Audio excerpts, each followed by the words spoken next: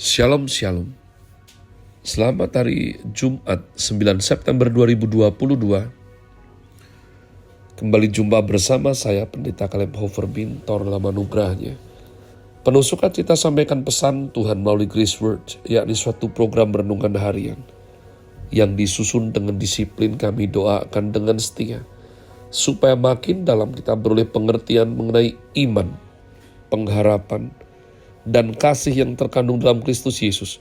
Sungguh besar kerinduan saya bagi saudara sekalian, agar supaya kasih dan kuasa firman Tuhan setiap hari tidak pernah berhenti menjamah hati, menggarap pola pikir yang paling utama.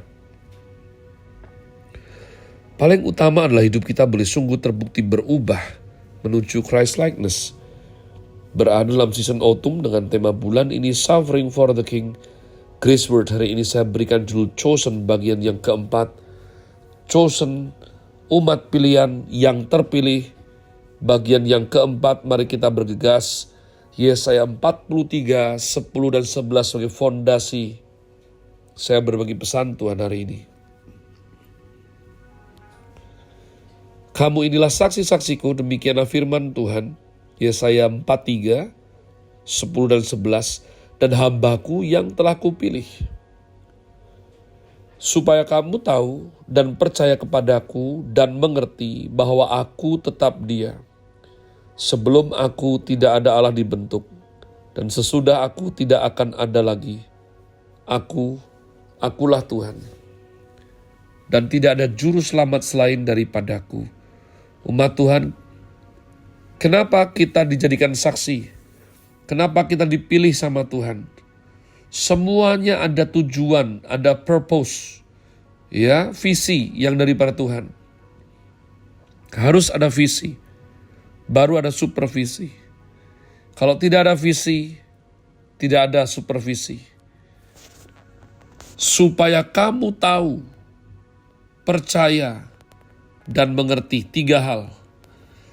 Jadi kita ditebus umat Tuhan, mengalami seluruh kebaikan Tuhan, dan akhirnya dipilih sebagai hambanya, supaya tahu. Tahu ini bukan tahu sekedar knowledge, tahu bukan, tapi tahu dalam arti pengenalan. Yada. Ya. Jadi umat Tuhan, tahu di sini adalah ketika saya berkata, saya tahu istri saya. Suatu kali ada seseorang memfitnah istri saya. Dan hal itu adalah pertama kalinya. Sebab biasanya yang disalahpahami, yang dikasari, itu saya. Sebab saya juga lugas dan apa adanya.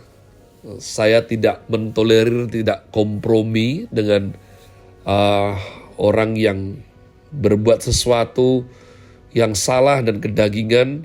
Maka berkemungkinan besar biasanya saya atau mungkin mama saya yang diceritakan dengan arah-arah negatif. Hamba Tuhan kok kasar, hamba Tuhan kok sombong, gitu kira-kira. Hamba Tuhan kok kayak gak pernah bikin salah, seolah-olah dirinya paling benar. Nah, kira-kira seperti itu. Ya, tapi saya damai sejahtera. John 8:32, you shall know the truth will set you free. Dulu saya baper umat Tuhan, akibatnya pecah pembuluh darah mata kiri saya. Sekarang saya memilih bahasa Jawanya semeleh. Saya tahu penebus saya hidup, saya tahu tidak semua orang harus mengasihi dan menerima saya, ya, dan yang terutama adalah saya tahu kebenaran, sehingga saya merdeka. Salah satunya adalah merdeka dari perasaan bersalah yang tidak diperlukan. Maka orang tersebut mengatakan bahwa istri saya cari enaknya saja. Ya, kalau numpang naik mobil gak pernah urun bensin. Kalau makan gak pernah bayar. Nah ini, ya, statement-statement ini sangat-sangat bukan istri saya. Dan hal paling bego yang dia lakukan, saya ingat sekali, adalah pada waktu kami makan di rumah makan suike. Nah inilah. Ya, istri saya itu tidak suka suike. Dia sukanya salad. Dan beberapa masakan yang lain. Tapi tidak suike. Saya yang suka suike. Jadi umat Tuhan, ketika saya berdiri berkata bahwa saya tahu istri saya. Itu bukan tahu yang saya tahu Pak Jokowi RI1. Bukan. Beda sekali umat Tuhan. Ya, kualitas tahunya itu berbeda sekali. Apalagi dengan tahu sutra dari Bandung. Apalagi itu makin berbeda lagi. Di sini mengandung pengenalan. Bahkan terkait Yohanes 10, 14, 15. Pengenalan ini kalau didalami lagi, mengalami pendalaman makna akan terkait dengan ginosko atau persekutuan. Yang secara etimologi juga berarti sexual intercourse umat Tuhan. Engkau di dalam aku di dalam engkau. Ya, jadi taunya ini betul-betul tahu saya juga nakal sekali.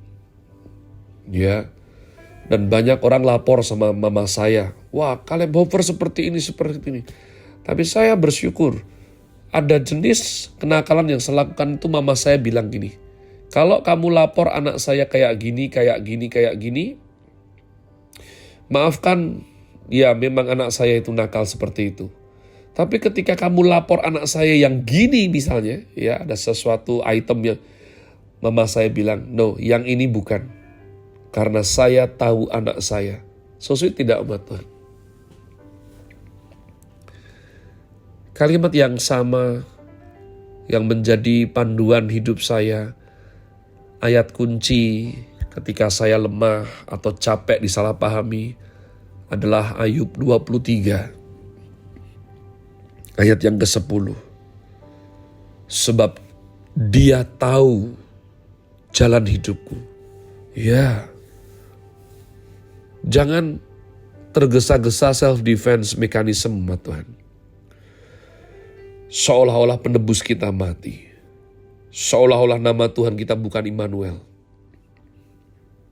Saya, kalau berjalan dengan orang yang saya sayang dan dia disalahpahami atau dikurang ajari, saya tidak mungkin berdiam diri.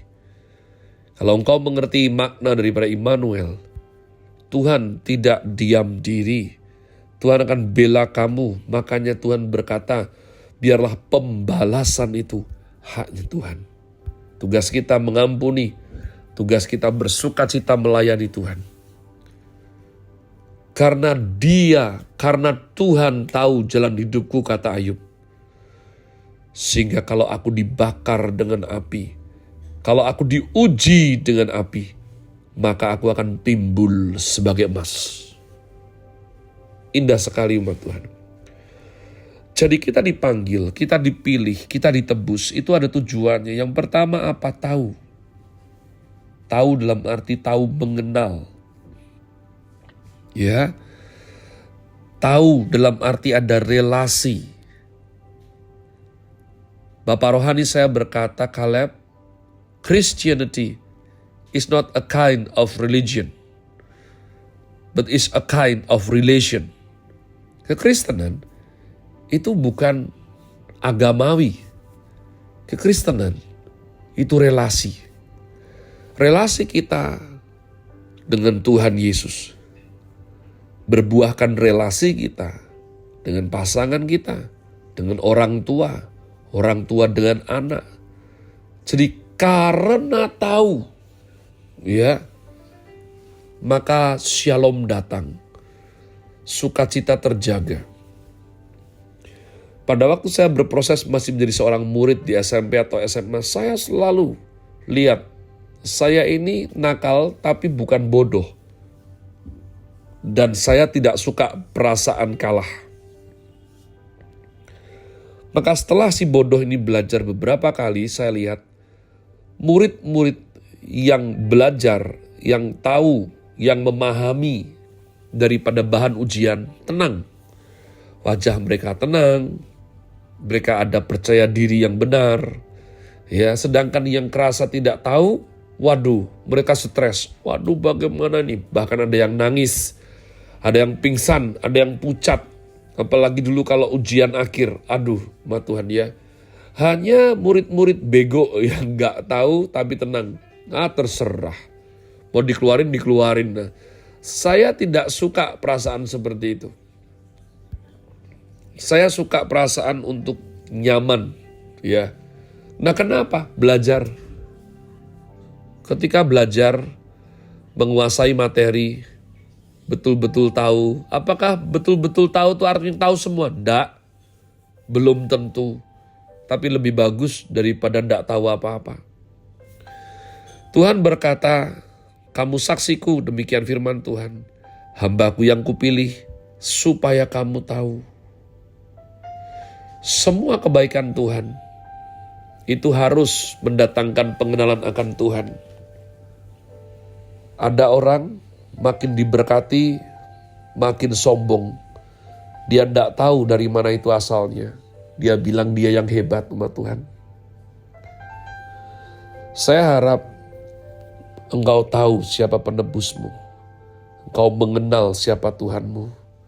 Kenapa kamu nyanyi? Kenapa kamu worship? Dari mana imanmu berasal? 2 hari ke depan saya akan bahas mengenai percaya dan mengerti. Tapi paling tidak hari ini kita diajarkan Alkitab bahwa tahu di sini adalah tahu yang berkualitas, tahu yang bertanggung jawab, tahu yang berbobot, bukan tahu yang dangkal, tapi tahu yang betul-betul ada relasi yang deep, yang dalam, yang mengubah keseluruhan hidup serta pola pikir kita. Have a nice day. Tuhan Yesus memberkati saudara sekalian. Sola Grazie.